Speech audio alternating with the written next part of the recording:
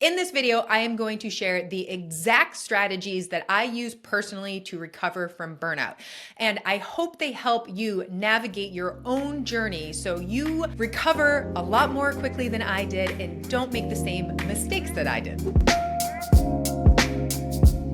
So before we dive into these strategies and the things that really personally help me recover from burnout, I just want to give you the heads up that there's going to be a second video in this series just because I have so much to say about this topic. And it really wasn't one single thing that helped me recover. I mean, it wasn't even 2 or 3 things. It was probably a dozen things that made the difference. So I wanted to split it up in 2 different videos. And then also just to give a shout out to the first video in this series where I get into detail about my own personal story and some of the symptoms that I experienced and some of the mindset changes that I had. So definitely check out that video if you missed it. And I would love for you to take a second to like this video and subscribe so you don't miss the second half of this video series. Okay, so the first thing that I really think made a difference for me personally, and this might resonate with you, I'm a bit of a workaholic. I really enjoy working for the most part. I love running carrots and cake. I love all the different things that I get to do from day to day,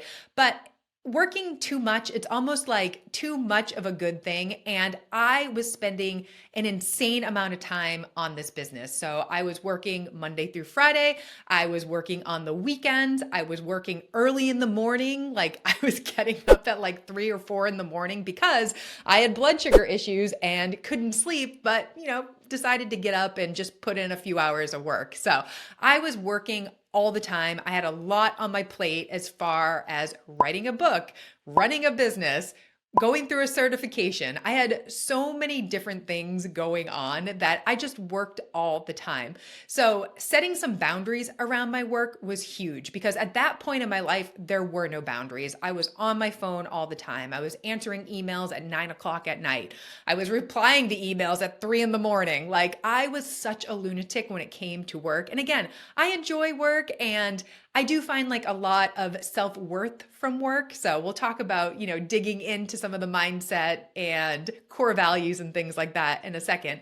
But I just worked all the time. So one of the things that really helped me was setting almost like office hours for myself. So somebody who works from home, I make my own schedule. I literally could work all day long if I wanted to. I mean, within reason. I mean, I have to take care of my family and my son and my dog and things like that. But I really could work as much as I wanted to. So I set specific hours for myself. So now I work 8:30 to 3:30, and 3:30 is my stop time because that's when my son gets off the bus. So I literally shut down my laptop, put it away, and I'm in mom and wife mode for the rest of the night. And it's not to say that I occasionally work early in the morning or, reply to some emails on the weekend or something like that, but I don't work nearly as much as I used to. I mean, oh my gosh, so many hours of work, so many hours in front of a computer. I also do things like in the evening, I will put my phone on airplane mode and put it in a different room so I'm not distracted by it or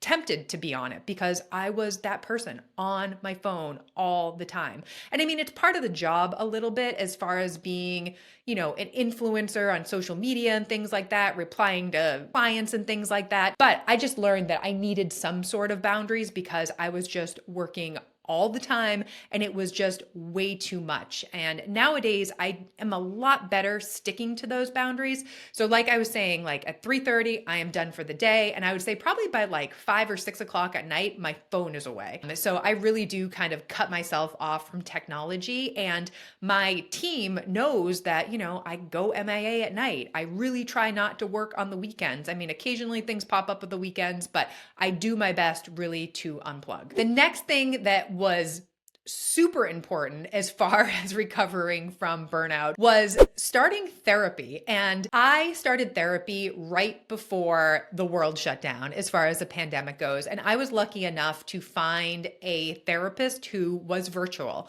And this virtual relationship has been amazing for the last almost 3 years now. She has been amazing. And she has really helped me dig into this workaholic personality, this type A personality, a lot of the things that were driving me to work so much. So I have really, really dug into a lot of these core values that come from my childhood, as far as tying my self-worth into my job and achievement and how much money I make. It has made me more aware of why I am so hard on myself and why I expect so much of myself all the time.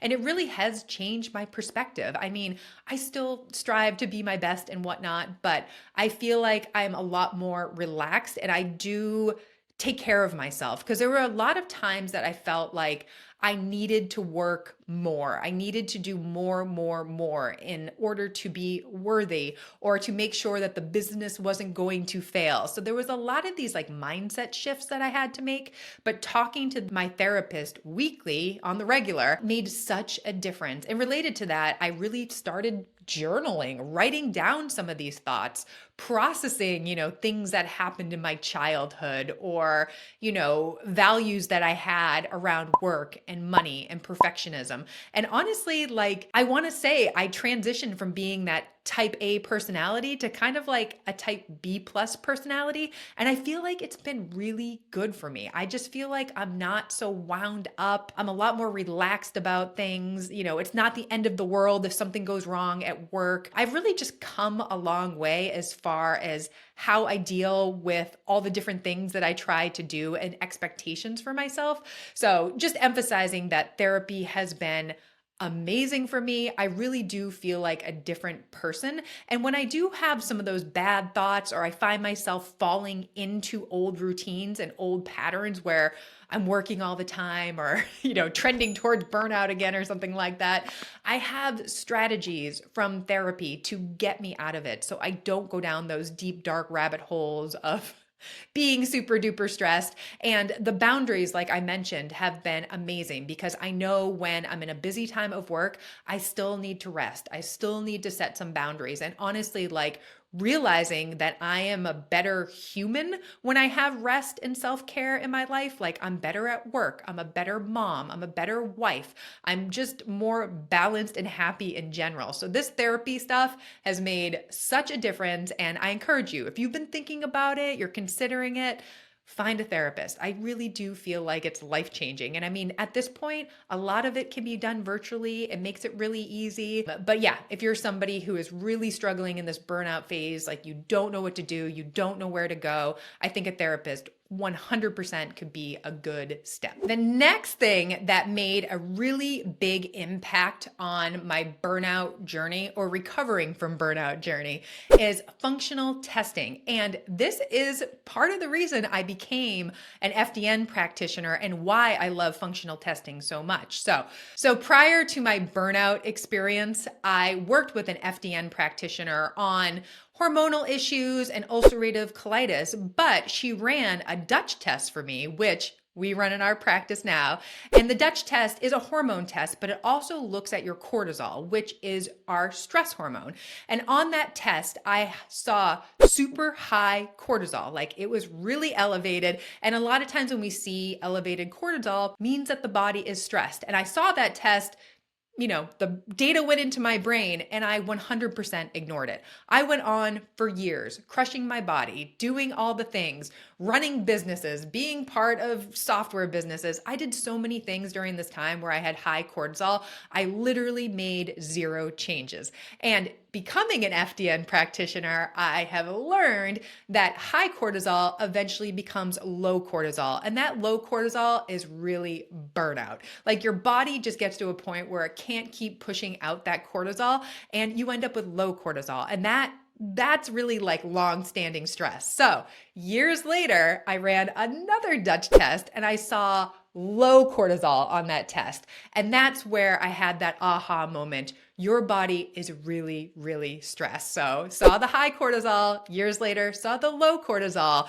And that really was kind of the nail in the coffin. Like, your body is 100% in burnout phase. I was having the blood sugar issues. I gained weight overnight. I was waking up in the middle of the night with low blood sugar. Like, my body was a disaster. But having that functional testing really was what I needed to actually make changes. Just seeing it on paper in black and white, for some reason, that low cortisol was the OMG, I have really crushed my body.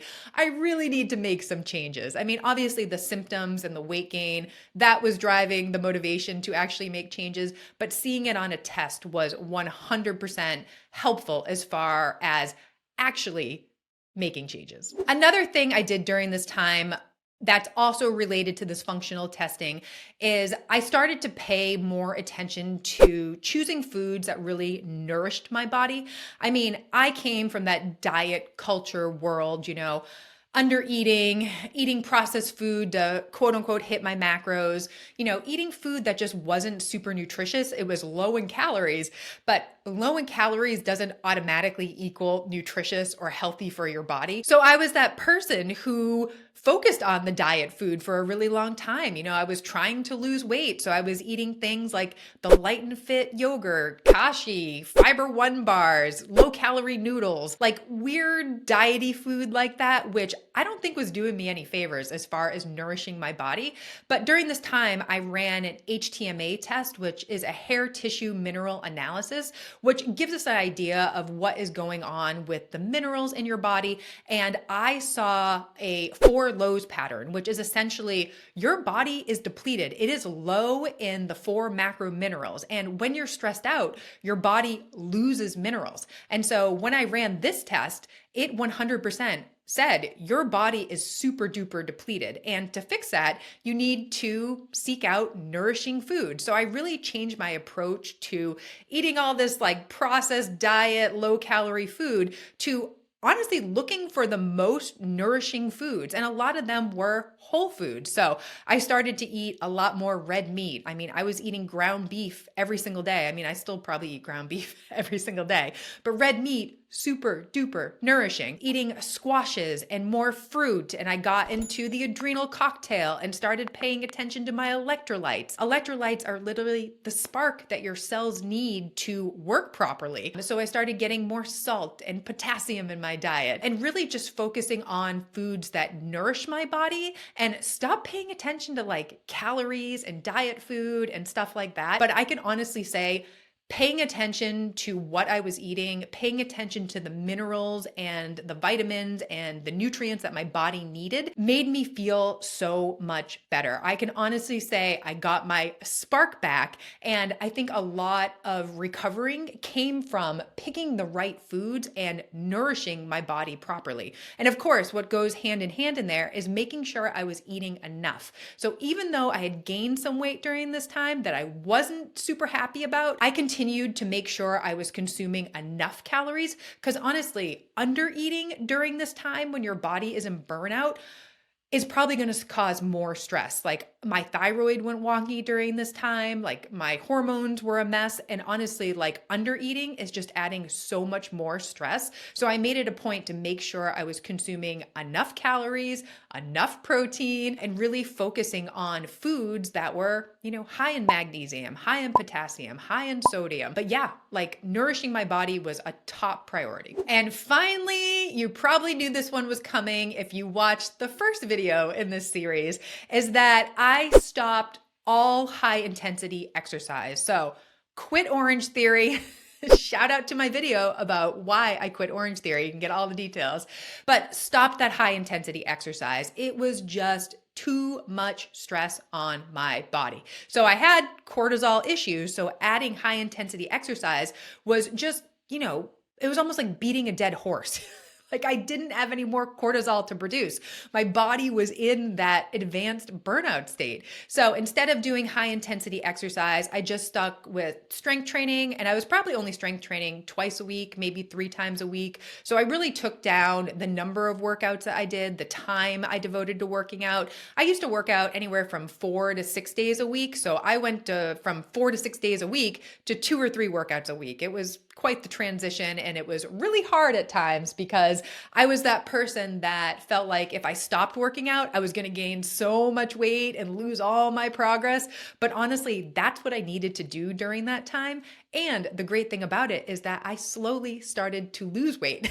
because my body wasn't so stressed. So doing less actually made a difference. But I focused on strength training 2 to 3 times a week. And then I just went for walks around my neighborhood. I mean, any chance that I had to go outside, get some fresh air, walk the dog, or just do a walk with a podcast or something like that, I was all about it. Like, walking is so good as far as mind, body, and soul. And walking, unlike high intensity exercise, doesn't drive up your cortisol. It's movement. It can help as far as blood sugar balance goes and whatnot, but it wasn't stressful on my body. So no more high intensity exercise for me. I really focused on the strength training as far as building muscle, and then simply walking. And that was it. One more thing to add about cutting back on my workouts, because this was definitely a fear of mine where I was going to gain all this weight and lose all my progress. And initially, I didn't really see too many changes. And I was super worried about gaining even more weight at that point.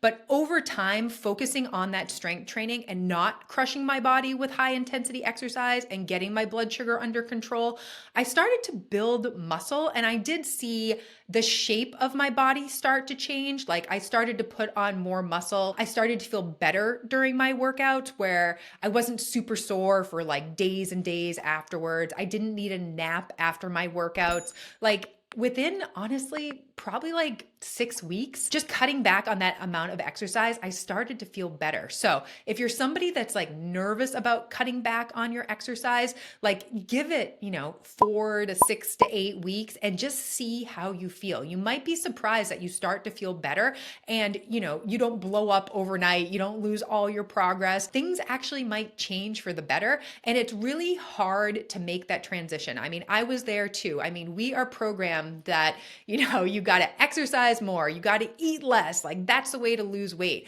And I was literally doing the opposite. I was eating more, exercising less, and it was so counterintuitive, and it really was scary. But things were fine. I mean, at first, nothing really happened with my body, and then I started seeing those positive changes. And yeah, as the months progressed and the years progressed, got back to my old body shape. I got back to my old workouts and everything. I mean, obviously it took time to get there, but just giving you a little encouragement to give it a try. I mean, what's the alternative? Is the alternative to keep crushing your body, to keep gaining weight, struggling with blood sugar issues, and being super duper frustrating? I mean, like, this is the option to recovery. So just wanted to add that in there as far as the exercise piece goes. So, I'm somebody who loves fitness. I loves exercise. And that was probably the hardest part for me, making this transition to recovery, but it was really, really important. And I just want to emphasize that. Okay, so just to wrap up here, when it comes to recovering from burnout, it's never one thing. So I have some more strategies, tips and tricks and things that I did coming in the next video. So make sure you take a second to like this video and subscribe so you don't miss it.